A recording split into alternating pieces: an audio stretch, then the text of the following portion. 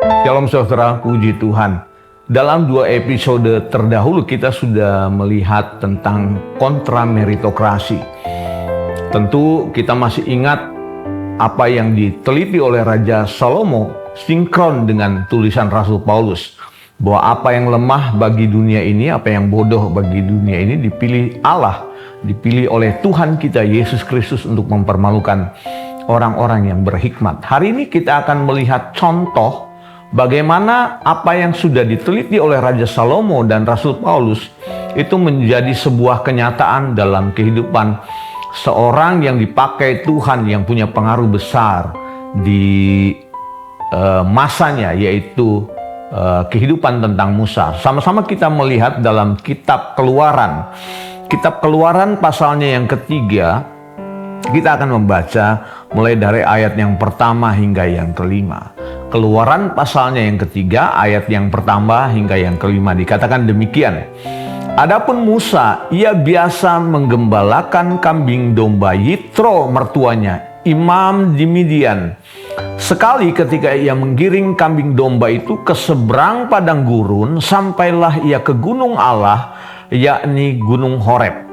Berhenti sampai di situ. Ada cerita di balik ini. Sebelum Musa pergi ke tanah Midian untuk menggembalakan kambing domba mertuanya, yaitu Yitro, dia pernah mengalami 40 tahun masa tinggal di istana di Firaun waktu itu. Karena seperti kita ketahui bahwa Musa adalah seorang Ibrani yang lahir ketika terjadi pembantaian anak-anak kecil pada waktu itu.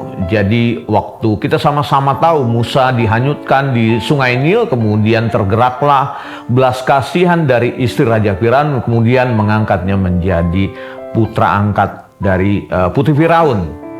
Dan 40 tahun waktu dia hidup dalam istana Mesir, lingkungan istana Mesir, dia belajar berbagai macam studi yang luar biasa yang pada waktu itu diikuti oleh orang-orang pembesar-pembesar di masa itu.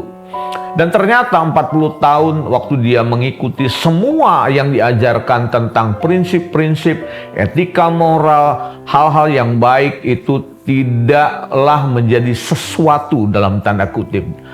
Oleh karena satu kejadian dia melihat ada orang Mesir yang menindas orang Ibrani, dan kemudian oleh karena penindasan yang begitu hebat, Musa melihat ini ketidakadilan terjadi di depan matanya. Dia membela saudaranya dan kemudian orang Mesir itu dibunuh oleh Musa. Dan keesokan harinya ada dua orang Ibrani yang bertengkar tentang satu hal, dan kemudian Musa mencoba menengahinya. Kemudian orang-orang Ibrani berkata, kamu pikir kamu siapa?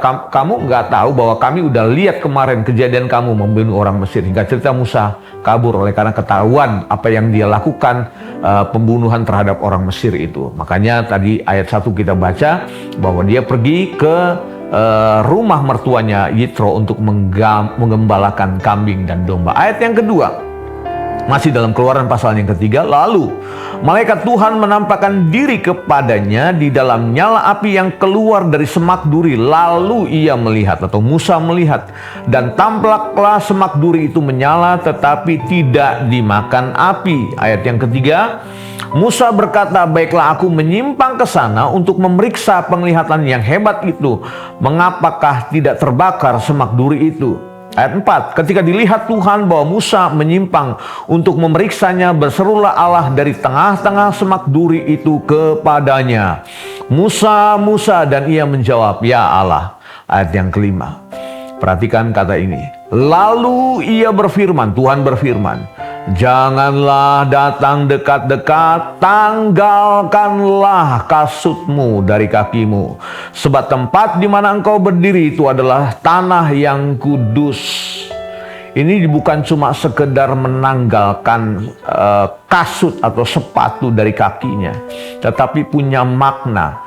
Selama ini kamu sudah mengikuti pendidikan di Mesir dengan segala macam hal yang khas yang diajarkan oleh orang-orang yang berpendidikan, yang penuh dengan hikmat di Mesir. Ketika berhadapan dengan Tuhan, kata ini penting diberikan kepada Musa dan buat kita semua. Mungkin selama ini kita merasa diri hebat, pintar, cepat, kuat, akurat, punya pengaruh yang luar biasa. Berhadapan dengan Tuhan yang maha tinggi. Tuhan berkata, tanggalkan, saudara-saudara. Untuk mengerti hal-hal yang rohani, untuk mengerti hal-hal yang adikodrati, untuk mengerti hal-hal yang di luar batas kemampuan kita, saudara dan saya perlu menanggalkan semuanya itu. Supaya di dalam kepenuhan Kristus kita akan mengalami ini. Pikiran Kristus akan memenuhi kehidupan kita. Supaya yang mustahil menjadi mungkin. Tuhan atau Allah kita ada di alam yang supranatural. Tetapi yang supranatural itu menjadi natural ketika kita sinkron dengan pikirannya Tuhan. Makanya kita perlu menanggalkan apa yang selama ini menjadi kekuatan kita, kehebatan kita, kebisaan kita, seluruh pencapaian-pencapaian dalam kehidupan, tanggalkan. Dan benar saja ketika Musa dalam 40 tahun fase yang ketiga, karena dia hidup dalam masa itu, dalam masa hidupnya selama 120 tahun, Alkitab mencatat bahwa setelah dia bertemu dengan Tuhan, maka dia punya keberanian untuk berhadapan dengan Firaun, untuk membebaskan orang-orang Israel dari perbudakan di tanah Mesir. Apa yang menjadi pergumulan hidup saudara? Tanggalkan. Mungkin ada kekhawatiran, mungkin ada kegelisahan yang selama ini kita hadapi. Tetapi bersyukur, ada berita baik bagi kita semua. Kita dipilih Tuhan untuk memalukan orang-orang yang berhikmat. Oleh sebab itu, tanggalkan seluruh kebisaan, kepintaran, kehebatan kita. Berserah kepada Allah yang hidup, yang menyatakan dirinya, Aku adalah Aku. Kiranya firman ini datang bagi kita semua, menjadi kekuatan bagi hidupmu dan hidupku. Mari kita datang pada Tuhan. Bapa, kami bersyukur hari ini Engkau memberikan sebuah contoh yang konkret dan luar biasa. Musa seorang yang punya karisma dan luar biasa, juga berasal dari orang yang bukan siapa-siapa Tuhan. Oleh karena kemurahan Tuhan juga dia melewati fase-fase yang begitu luar biasa dalam kehidupannya. Ketika ia harus bertemu dengan Engkau di Horeb Tuhan, dia harus menanggalkan semuanya. Bukan cuma sekedar kasut, tetapi ada pesan Tuhan yang disampaikan kepadanya. Dan itu kami percaya berlaku juga buat kami hari ini. Kalau kami merasa diri hebat, cepat, pintar, kaya, dan sebagainya, kami harus menanggalkan ketika kami berhadapan dengan Tuhan. Biarlah firman-Mu hari ini mendapat tempat bagi hidup kami semua, supaya kami berpadanan sinkron dengan Tuhan, dengan pikiran Kristus, agar kami mengerjakan hal-hal yang luar biasa dalam hidup ini. Berkat-Mu atas umat-Mu, dalam nama Yesus kami berdoa dan mengucap syukur. Haleluya, amin. Tuhan berkati kita semua.